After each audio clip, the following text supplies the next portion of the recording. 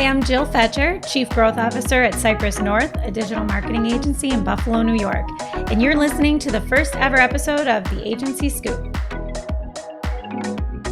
Each episode, I'll be talking about the world of marketing from an agency point of view. We'll talk about what's helping our agency grow, how we work with our clients, things that bring us joy, and challenges we're facing. So today I have the famous Jess Budde with me. Hello. You probably know her as one of the wonderful co-hosts of Marketing O'Clock from the Search Engine Journal Network, and I know her as one of my wonderful coworkers at Cypress North. So hi, Jess. Aww. Hi, Jill. You forgot and dear friend. BFFs forever. Forever. So how are you doing today? I'm doing really awesome. I'm super excited to be on your first ever episode. This is killer. Well, thanks so much for doing it with me. Wonderful. How are you doing? I'm doing good. This is my first ever podcast ever, so a little nervous, but we're doing okay. So far, so good. We'll be all right.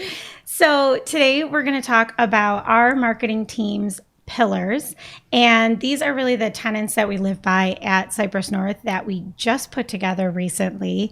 Cypress North is 10 and a half years old, but we just developed these with our marketing team over the past month or so. And Jess has been with Cypress North for almost 8 years and one of the longest members. So, I mean, how did you feel about this process? I loved it. I mean, we joke like we're the OGs, some of us that have been around for almost a decade, which is crazy. But it was just a really fun process because I feel like we always used to use the phrase a lot, like the cobbler's kids have the worst shoes, because you're like always doing this for other people. So it was a really fun exercise to kind of like take a step back and like kind of do the marketing for ourselves, like look at who we are and what we believe in and what we stand for. And it's just like, it's been a really cool process to be on like the other side of it, even though we were on both sides of it because we were doing it for ourselves. But yeah, I loved it. Yeah. And I think there's a lot of, we're all used to, as agency people, seeing them in our clients' corporate brand standards or in their mission statements. And I feel like you don't really get to hear a lot about an agency's pillars or values, or, you know, they call them different things. They're all kind of the same thing, but you don't hear about it a lot from an agency standpoint. So it was kind of cool to do it for us. So a few things happened this year that kind of led us to deciding to do this. So we have grown quite a bit this year. Despite the pandemic in 2020, we were able to hire 4 new employees this year alone. And the best way we hire is really to train people with no experience. And that's how most of our marketing team came to be who they are, that they came here with no experience and learned how to do performance digital marketing our way. And so because we don't hire a lot of people that already have that, we look for different qualities as opposed to different experience levels or different skill sets, if that makes sense. So, I mean, what did you come here with experience coming to Cypress North?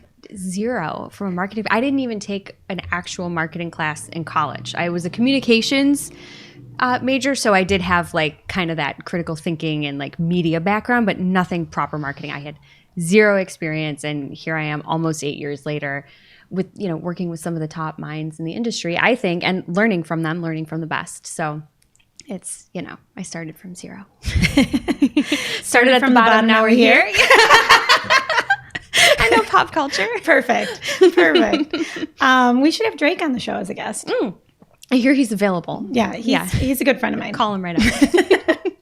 So we were really, when we were hiring, and Greg and I were doing a ton of interviewing and talking to people, and we kept saying a lot of the same things over and over, and we kept saying we were looking for the same things over and over, and it just kind of was like, okay, why don't we put these in place somewhere?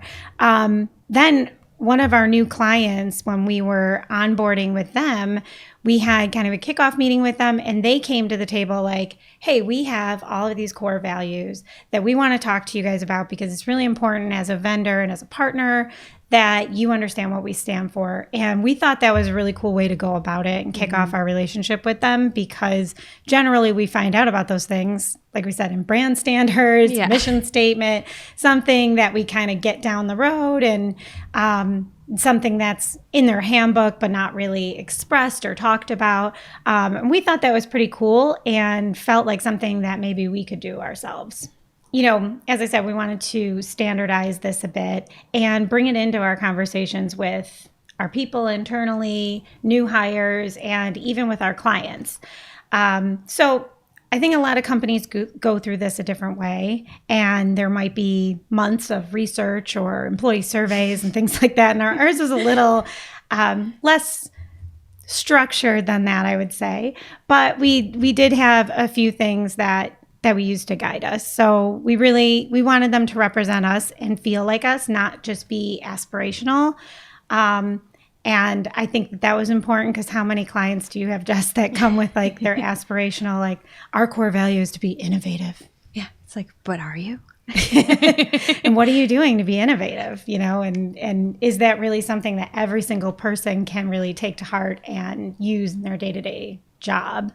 And we didn't want to be generic, innovation, or use things like work-life balance. We wanted to use things that really felt like us. And we wanted everyone to embrace them. So I think that going through this process, we did some drafts of it. And then when we went through it with the whole team, we asked for feedback and for ideas, things like that. And do you feel like it was a good process that way? I do. Because I feel like you bring up the work-life balance thing, and it's such an overused phrase, but it's also like at the core of it, a really important thing. So the feedback process was like, okay, we know we don't want to say this, but how do we say how our culture is important and how, enjoying your work is important and like going home satisfied and all that. And like working through that together again was a part of just who we are. And I don't know, I think doing the tenants together and coming up with them together and just kind of working through it, it's how we work with our clients. It's how we work together. And then it just came out in what we came up with because that's how we were doing it. I don't know if I'm explaining that well, but like we were living it as we were doing it, which was pretty cool. Yeah. Yeah. And one of the other things that we wanted to make sure that we didn't do was we wanted to have 5 or less when it came down to it, because so many people have like 20 core values and then nobody can remember them all. It's not something that you really live by or abide by. So that was really important to us, 5 or less. Who really hardcore believes in like 20 actual things too? Right. Like, we all have 20 things we like, but core is not double digits, people. Yeah, exactly. And one of the things that we do when we talk to clients about, like, if we're doing a brand project or a brand new website or even, kicking off a marketing relationship, one of the things in our input doc that we ask people is if your brand was a person, what 4 words would you use to describe them? And I think that has always come back with really cool answers. So this was kind of similar to that. Like, we want to make sure that we could describe our team in 5, not 5 words or less, but 5 things or less. Yeah. So basically how we started, before we go into what our tenants are and what we came up with, we started by just making a list of all the things basically Greg says constantly. He is our fearless leader, and there are many phrases that he says all the time in our meetings and when we're working through problems with him on an account, or, he says a lot of things that we kind of live by. So we took all of these things, made a list, and then we kind of bucketed it into themes and then did some copy editing to make them all just a few words that are easy to remember with a couple descriptor sentences below them, so that they were easy to explain and talk through. And I actually talked through it with our new intern, Nicole, just the other day. And it was my first time kind of talking through with a new employee. And so I think it went over well. She seemed to understand. And I told her a lot of the reason that we hired her was because we felt like she was these things. So it was a good connector. Love that. Yeah. How do you feel since we've implemented them? How do you feel like people are talking about them or using them? I really feel like, again, we keep saying these are things we were doing anyway. They're not aspirational. It's who we are. But I think that once you put it on paper and people hear it out loud, that they just kind of like take that a little bit more. And I feel like in some of the internal meetings that we've had where we're like, oh, push back a little bit, and we'll get to what our tenants are. So spoiler alert. But just, I don't know. It just feels a lot more natural to do some of these things because it's almost like you have the authority to do so because somebody wrote it down for you, even though you knew it was the right thing before, or the right way to be, or just who you are. it's kind of like validation. I don't know. It's definitely changed the vibe. I think we were always proud to work here, but you're like really proud when you see this. Like, yes, this is my team. This is me. This is who we are. Like, I don't know. Yeah. Definitely a lift. Not that we needed one, but good vibes. Yeah, definitely. So without further ado, these are Cypress North's core pillars. And we believe we're not just a top digital marketing agency in our area, but in the world. And this is how we're going to stay there. And by hiring people with these tenets, then we know that we can continue to be the best and do the best work for our clients. Okay, so the first one is be transparent. Telling the truth is first and foremost to us. It's really important. Anytime we make a mistake, mess up, we admit it, make it right. We make sure that our clients understand, what we're doing and how we're doing things. So there's no, magic behind the curtain. And, if we don't know something, we say that. And then we go find the answer. So if a client asks a question, it's really important to us not to just make something up on the spot. We want to show them, not just tell. So like I said, when we're working on something, we want to show them exactly how we're doing it so they understand, exactly the service that we're providing for them. So Jess, what does being transparent mean to you in your day-to-day work life?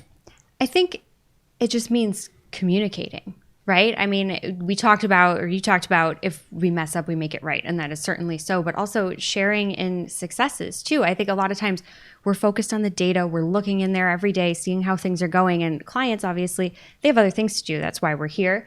So there's also that avenue to it too, where it's like, oh my gosh, look at how great sales are since we made this change or we fired up this campaign, and being transparent in that way too, because I think a lot of times, it's easy to just fire up a monthly report and share how things are going, but it's those one-off little moments. It goes beyond transparency, right? It's making that connection with your clients and proving that value of the relationship that you have too, that, you can check in anytime and get information. And yeah, absolutely. Transparency means data too. So on the flip side, if things aren't looking great, we're spotting that right away. We're saying, hey, here's, things are falling off a little bit. Here's a plan to fix it, and just working together.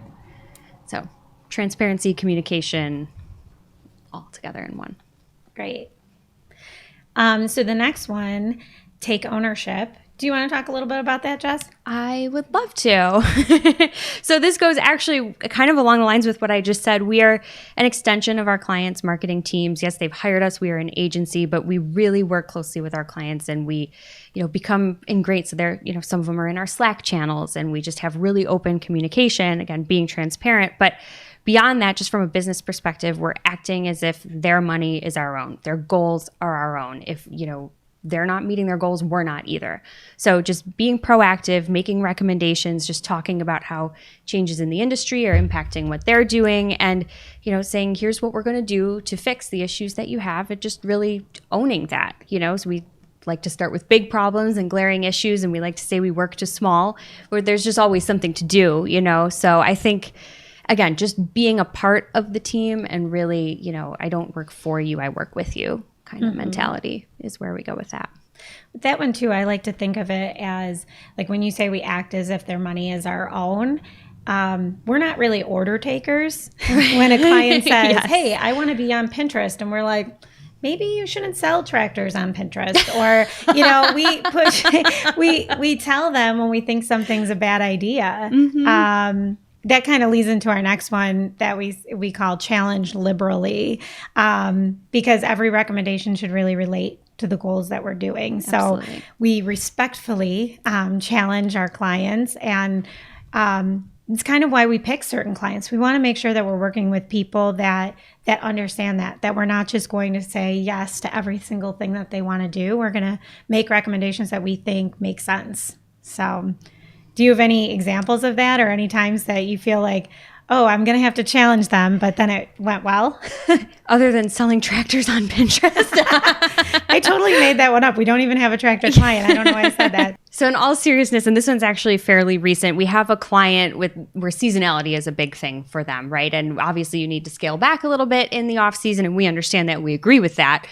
But the strategy that they proposed to us, or what they wanted to do, was just they're running a sweepstakes, and they just wanted to keep doing that and then be retargeting the folks that entered it, which was certainly a tactic that we were using. But for that to be your only thing, just doesn't make sense. I mean, the intent of a sweepstakes is really, really easy to get those people in, right? And then if we want to keep hitting them and showing them our real product and try and get them back to convert on something much, much different, again, a piece of the puzzle, but not the only thing that you should be doing. And we just said, look, like there's other ways to get relevant eyeballs, new eyeballs on your site, on your product, drive traffic. We recommended running, video, really, really cheap, doing some prospecting there, and just, again, getting fresh eyeballs on the site, adding new users into our remarketing list, keeping those fresh and keeping things rolling. And I'm so glad that we did that. We pushed back because they allowed us to do it. And we were actually able not only to keep things alive and up and running, but actually drove conversions on some of that really cheap prospecting that, wasn't even running before because it was, new in this moment. So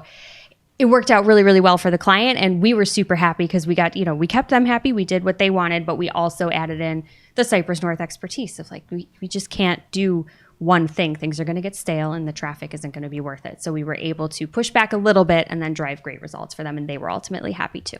That's great. It's awesome when you're in a client meeting and they're like, see, this is why I hired you guys. Yeah. Because you're going to tell me the truth. That's all. That's what clients want. And that's what we want to give to them. Well, that's what some clients want. The clients that we like to work with, that's what they want. But having these tenants in place, like we said, this is really helpful for when we are talking to a new client or a prospective new client, that we can tell them these things. Like, this is the kind of service that you can expect from us. And if you want an order taker that's just going to say yes to every single idea you have and never give you our own opinion, you should probably go talk to somebody else, because that's one of our core pillars. So love it. The next thing is, this is my favorite one, embrace growth. So when I came to Cypress North, this was something that was so huge for me, that because every agency, every marketer says like, oh, I'm constantly learning and I'm staying on top of the cutting edge, things like that. But it's like, how do you do that? Oh, I listen to podcasts or I read articles, or, it's very like individual. And when I came to Cypress North, I noticed that difference right away, that we are constantly learning. And not just learning individually, but teaching each other. We have 2 meetings a week where we go through different things that we've learned throughout the week. The whole marketing team and everybody participates. Everyone says something. Everyone gives a nugget of some kind of something that they learn. And there's also this just general culture of helping each other learn. So if somebody, say, is usually doing paid search ads and they need to do shopping ads for a new client, one of our other team members will be like, oh, I've done a ton of shopping ads. Let me show you. And everybody learns from each other. And I think it's just the most special thing about Cypress North. And I talk about it all the time, and I gush on in every interview. And Greg will attest to that I always tell people that we're interviewing how wonderful it is. But I think that's just super important. And not many agencies can really say that they do that. Yeah. So not that I have experience at other agencies, because as you know, started at the bottom and I'm here.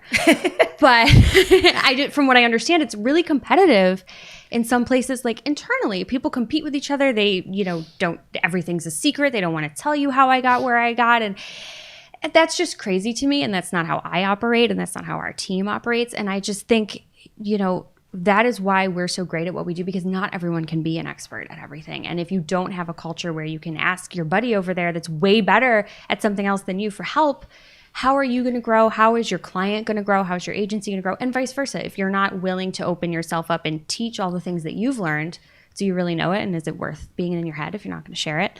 I don't know. I just think part of the reason that we're so successful is we are a team. We have dedicated folks on a client so that they have that personalized attention, but we don't live on an island from each other. And that extends beyond our marketing team. If we have to ask dev for something or design, like everybody here is just so collaborative, and it's just, I don't know. It's a beautiful thing. Like you said, warm and fuzzies everywhere. Nuggets, big and small. Everything is important. Everything that you learn could be useful to somebody else. So even if it's not one of your core pillars, it should be in your personal life, right? Like share. Yeah. So. And we always say, like, together we're greater than the sum of our individual efforts. And it's so true. So true. Every single day. I just feel like, what's that? The muscle emoji. I think it's just muscle, right? Yeah. That's us. Yeah. Exactly. Together. Teamwork. So for our last one, bring yourself to work. And I think you actually might have coined this phrase, bring yourself to work. I mean, I stole it from a book I read, but I brought it up. I was sharing knowledge, right? Yeah. I was embracing growth. Somebody else taught me that. But thank you. Yeah, I mean, I this is the work-life balance one where we were struggling really hard. Like, what do we call this? And I love it. I think it makes sense. Bring yourself to work. Like, we're all individuals. I wore plain black today, but I'm allowed to wear a graphic tee if I want. I'm bringing myself to work. I don't know how else to explain it. Like, let your personality shine through.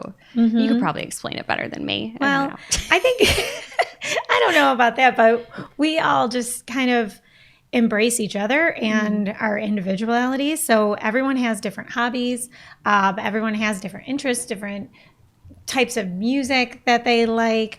And we make it so that everyone is really inclusive. There's no cliques here. One big clique. Yeah, it's big just happy one family. big clique. We all love each other and we're obsessed with each other.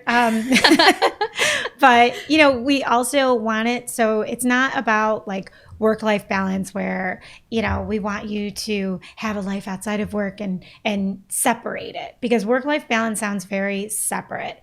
And I feel like I can bring myself here. I can bring my life into Cypress North, and everyone can bring themselves. And work is just a part of my life. Yeah. It's just a part of what we do. There's nothing to balance. Yeah. It's all one. And I think there's a client aspect of that too. Obviously, we need to be professional, right? I mean, I'm not like singing karaoke on calls or like screaming metal or swearing too much, but you could still like funny email signatures. Like I think I said data ahoy in one of my emails this week. Like I don't know. I think being yourself allows you to be more comfortable. So you get your work done, you enjoy it, but then it lets your clients see that you're a real human being too, and you're more fun to work with. And they probably feel like they can be more open and honest with you if that's the way that you're being with them. So I think that it's nice that we have a culture here that we can let some of that stuff shine through and be a little quirky, but obviously professional. Yeah. Well, Jess, thank you so much for being on the first episode of the Agency Scoop. I'm so happy that you came on here, and it was so much fun talking to you about how much we love Cypress North. I know. I feel like it's what we do anyway, so we might as well let somebody listen in on it. Might as well record our normal conversations. Thank you for having me, Jill. It was fun. Oh, good. Well, we'd love to hear from other companies on whether they've gone through a similar process, how to go, what'd you come up with, what challenges did you face rolling it out. Let me know. We have a new Twitter handle at The Agency Scoop. Tweet at me and let me know what you thought of this episode and any topics you'd like to cover in the future. Make sure to subscribe to The Agency Scoop so you don't miss a thing, and I'll see you next time.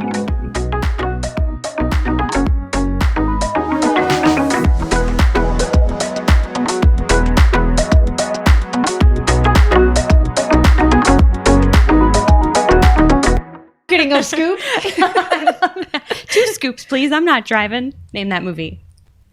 I don't know. I think it actually might be 3 scoops, but it's Home Alone 2. When Macaulay Culkin's getting room service. It's like, 2, make it 3. I'm not driving. I don't know if you want to keep this. I love it. No, probably not.